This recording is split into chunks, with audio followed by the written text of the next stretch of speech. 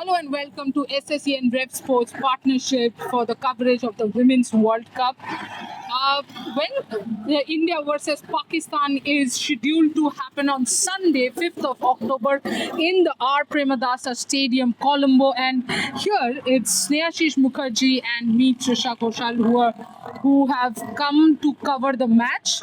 Right now, we have just covered the practice. But before we go to what happened in the practice and the details, let's first talk about, of course, it's India-Pakistan. If I talk about the cricket, Snehashish, then is there much to talk about is the first question. Yes, if you see, I have to. So if you see the women's cricket, if India and Pakistan, I think when you go into the stats, it's 11-0 in women's ODIs. So I think considering the stats, I think you can clearly say that India are the firm favorites, and Sunday is nothing going to be exceptional.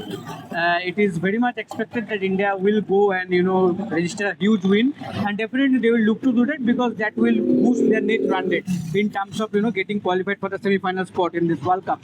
But right now, Trishadi, I think apart from cricket, there is much more going around. Considering India versus Pakistan, that started way before in the Asia Cup that recently concluded. So, what is your thoughts about that? The Asia Cup 3 times, the no handshake policy and all, and what we know that in this World Cup picture also between the women, the no handshake policy will be continued. Absolutely. I think, first of all, what I think is India is playing Pakistan too much, too many times. How can it be in less than 1 month, India and Pakistan are facing each other for the 4th time? Of course, this is the first time that the women are facing each other, but the men have faced each other thrice. Well, it's a World Cup and you have to face Pakistan. As far as handshake is concerned, yes, we can almost confirm that there will be no handshake because it's the BCCI policy, and the BCCI policy stands for both men's cricket team and women's cricket team. I think it was a matter of common sense to understand that if the men's team did not shake hands in the Asia Cup, there is no way that the women's team was going to shake hands in the World Cup. But the major part here is to understand what are the rules of the game, because there's a lot of hue and cry in Pakistan by the Pakistani former cricketers about India not following the spirit of the game. In the spirit of the game, it's nowhere written that you have to shake hands. Yes. And we have spoken to people at the ICC and we have tried to get their perspective. And they have clearly stated that in the MCC law book or in ICC's rule book of the tournament, there is nowhere a mention of a compulsion to shake hands between opponents. Yes. It's done as a gesture. So in case they do not do that gesture, there is no fault. There is no penalization that is possible, and there's no chance of Pakistan appealing to any board or complaining that India has not shaken hands with us, because there is no rule binding the team to shake hands, binding either of the teams. Whether India wants to shake hands, whether Pakistan wants to shake hands, there is no rule in the rule book stating that there has to be a handshake between the teams. But that's the handshake drama, which I'm clearly stating that India is not going to shake hands with the Pakistan women's team. But yesterday, another drama unfolded where a renowned commentator, a former player, an ICC Hall of Fame legend, said Azad Kashmir in the commentary box. Could be an honest mistake, could be a slip of tongue, but a very, very, huge mistake. Yes, absolutely. And as you said that when you are, ICC Hall of Famer and you are the commentator, right now you are the commentator, you have given that platform to tell the stories of your players or something. It doesn't matter that from which country you are. When you are telling a story about a player, you should be conscious enough to use some certain words, and especially, politicized words. So when she said that thing yesterday, I think it was a huge mistake. The one good thing that she apologized, the cricketer apologized. So, but yet we both think that ICC must take a strict action against it, because otherwise, if no strict action is taken against it, then this matter will be taken as an example and more such incidents might happen going into the future, and then the game will be more politicized and the essence of game will be affected completely. Absolutely. What Snehashish is essentially trying to say is maybe the commentator, at least the apology that she said in Twitter clearly states that she was just trying to tell where the player is from, and it was an honest mistake. Even if we have to take that it's an honest mistake, the problem is if you let one such example go by, if the ICC lets this go by, this can happen intentionally. Maybe this legend, this commentator did not want to do it intentionally. There will be others who will want to do it intentionally. And then the example of hers will be used that, you know what, you did not take any steps when she did this. Absolutely. Expecting her not to be the commentator in the India versus Pakistan game. Maybe not part of a few more games, maybe suspended for some time, maybe the commentary still taken away. But yes, some sort of action will definitely be taken.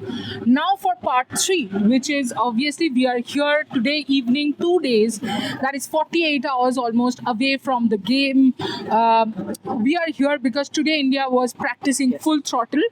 Just give a breakdown of the practice, Snehashish. Yes, absolutely. I think initially they went onto the field, normal fielding drills and all.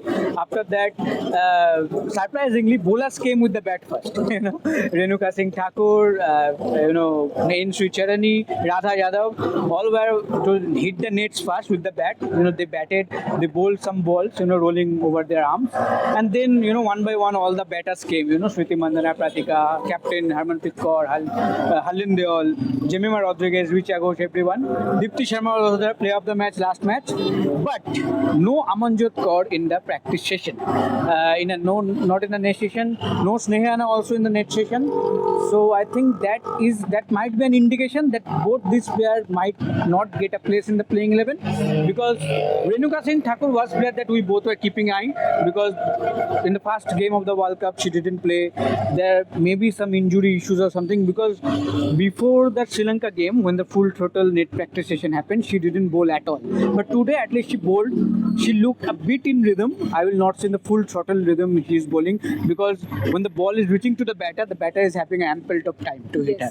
So I think that's showing that she is yet to hit her top fitness level. So I think it is still hard to confirm that Renuka will play against Pakistan, but I think she is trying hard. I think the team management trying, because frankly speaking, Pakistan game is the perfect game for you to test your bench strength, because the players that you have bench right now, they are capable enough to win the game for you in a large margin.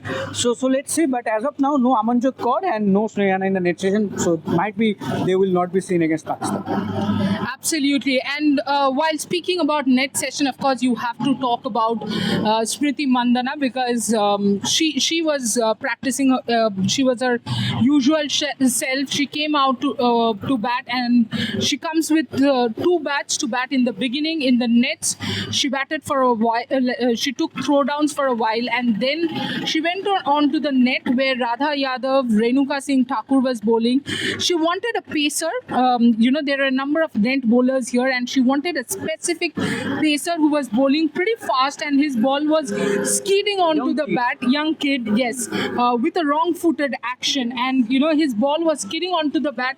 She wanted that bowler to bowl, and interestingly enough, she was continuously trying to disturb his length by coming down the track. Some good shots, 1 or 2 which you would see she would hold out, but interestingly, she was trying to play her shot. She was trying to dominate the bowlers. Clearly, the fact that she did not score against Sri Lanka seems to have woke her up. Campaign.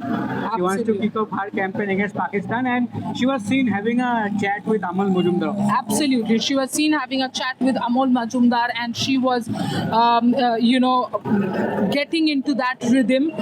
she practices for long. In fact, there is a third session that she does after the net session is over. Generally, after every single player is gone, she sits with one of the, she takes one of the throwers and again does a throw down towards the end. So that's the breakup of 3-4 key points that we wanted to, we wanted you guys to reach, to know that's happening from Colombo. Me and Sneha Sheesh are signing out from Colombo, but India, Pakistan is heating up because it does not matter the skill levels, to be honest. When it's India and when it's Pakistan, tempers are always rising. Temperature is rising in Colombo. You have to keep watching, like, share, and subscribe both SSEN and Rev Sports. Thank you so much.